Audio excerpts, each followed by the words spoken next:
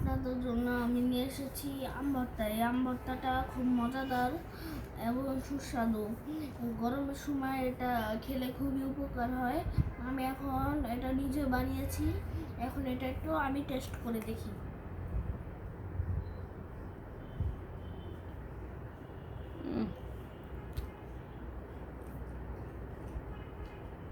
আম ভর্তাটা প্রচণ্ড টক আর খুব মজা।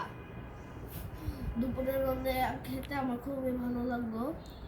আপনাদের জন্য আরেকটা রেসিপি রয়েছে। এই যে এটা হলো বেলুম্বু। জানি না এটা কে কে চিনে, কিন্তু এটা যদি আপনারা যারা যারা চিনেন তারা খাবেন। এটাও আমি নিজেই বানিয়েছি। এটা একটু খেয়ে দেখি কিরকম হয়েছে।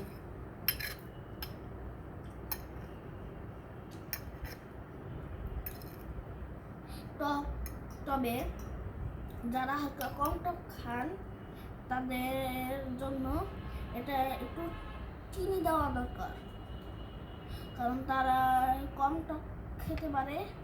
আর যারা টক খেতে পারে তাদের জন্য চিনি দেওয়ার দরকার নেই। আমরা টক খেতে পারি, এই জন্য আমরা চিনি দেইনি।